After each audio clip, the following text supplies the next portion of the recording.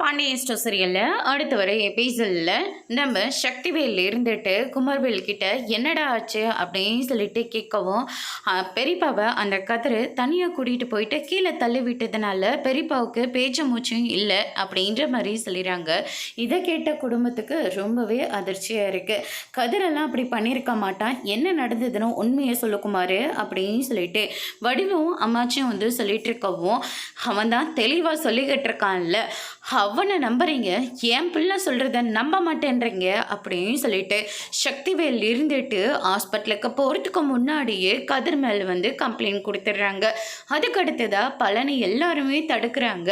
கதிர் ஒன்றும் அப்படி பண்ணுற ஆள் இல்லை, தயவு செஞ்சு கதிரை விட்டுருங்க அப்படின்ற மாதிரி சொல்லிக்கிட்டு இருக்காங்க. அதுக்கு அடுத்ததாக இவர் மேலே இவர் கன்ஃபார்மாக கேஸ் கொடுத்துருக்காரு, எங்களால் எதுவுமே பண்ண முடியாது, எதுவாக இருந்தாலையும் கோர்ட்டில் போயிட்டு பேசிக்கோங்க அப்படின்ற மாதிரி போலீஸ் சொல்லிட்டு கதிரை அங்கேருந்து பிடிச்சு கூட்டிகிட்டு போகிறாங்க. அதுக்கு அடுத்ததாக பாண்டியன் எல்லாருக்குமே விஷயம் தெரிய வந்து எல்லாருமே பதறி அடிச்சுக்கிட்டு போலீஸ் ஸ்டேஷனுக்கு போகிறாங்க.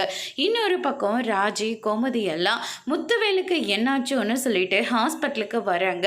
அதுக்கு அடுத்ததாக நான் அப்பவே சந்தேகப்பட்டேன், என்னடா இது அண்ணன் அந்த கதிரை வந்து பாராட்டி பேசிக்கிட்டு இருக்காங்க, எங்கே போனாலையும் அவனை மட்டும் கூட்டிகிட்டு போகிறாங்கன்னு, இன்னைக்கு பேராசைப்பட்டு பாருங்க என்ன நடந்திருக்குன்னு, ஐயோ என் அண்ணனுக்கு என்ன ஆச்சோ அப்படின்னு சொல்லிட்டு நம்ம சக்திவேல் ஒரு பக்கம் சொல்லிட்டு இருக்காரு. அதோடு இன்னைக்கான பிரம முடிச்சிருக்காங்க.